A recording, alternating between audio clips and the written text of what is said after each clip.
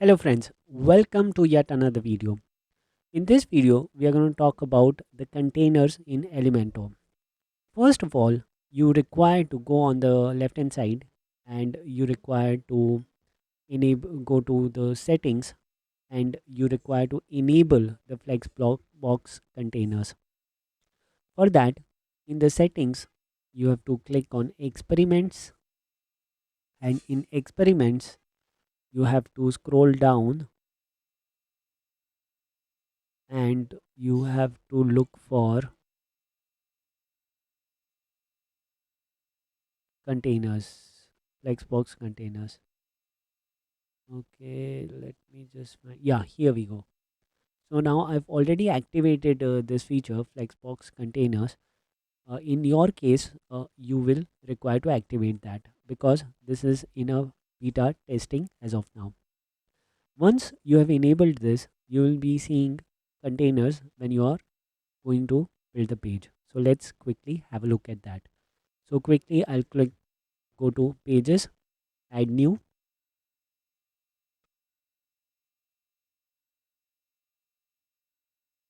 and I'll click on edit with Elementor.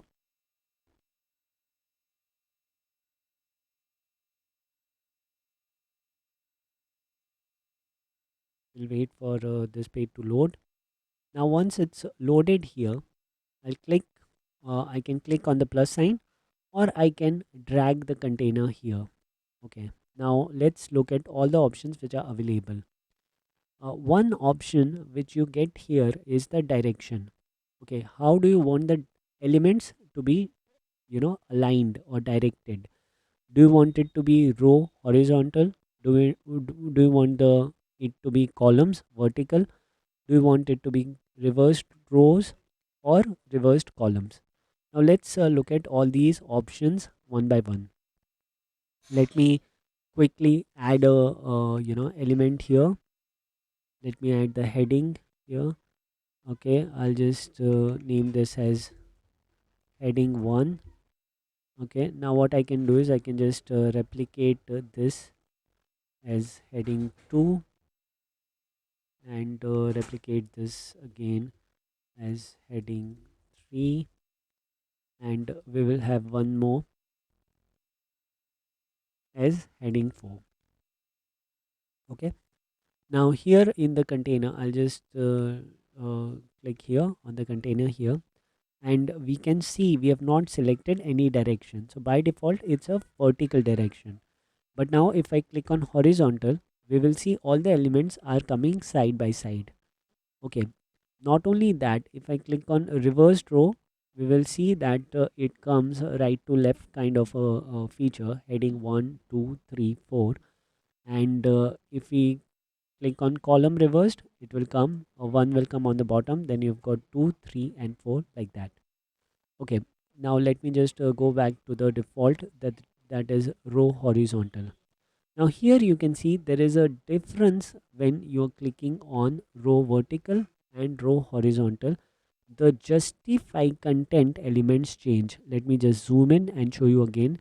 If I click on vertical, this is how it changes. Horizontal, this is how it changes. Okay, now what exactly are these options? And these are really amazing options and they give you a lot of flexibility. Now by default, it's at start only, but let's say for example, if you want to center line, you can click here. So now the elements here you can see are center aligned, and if you wanted to have it on the end, that is, then it's right aligned. If you want to have space between, you can select space between, so you will have equal spaces between each of these four elements. And if you want to click on space around, you will have spaces in the beginning. You can see here you've got some space here, and at the same time you will have some space at the end as well.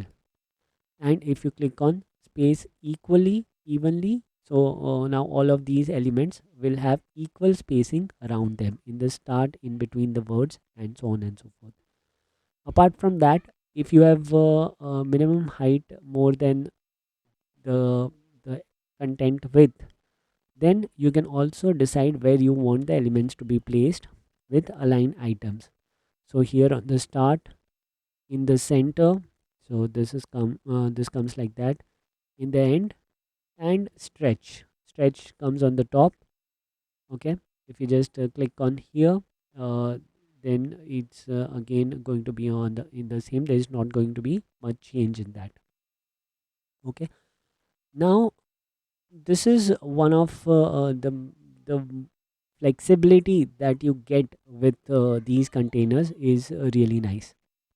Now what now wrapper, if you are clicking on no wrap, so it means by default the elements will not wrap around. Okay, if you change the width, so let me just change the width, and I'm reducing the width, so you can see, or when we have got wrap around, the one is coming down. Okay, no wrap around, and let's click on wrap around. So if we are not clicking on wrap around, the element are shrinking in their respective spaces. Okay, so one is going, and now this is the minimum, you can't have less than this. Okay, if there were images, definitely the images would have shrinked, but in this case it is not going to happen.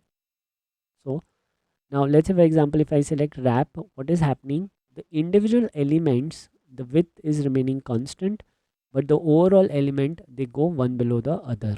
Okay, now here, since the minimum height is set, but if you reduce this, the space between the two will go away, and you can have it in the start or center or end, and similarly you can align them whichever way you want them to be aligned.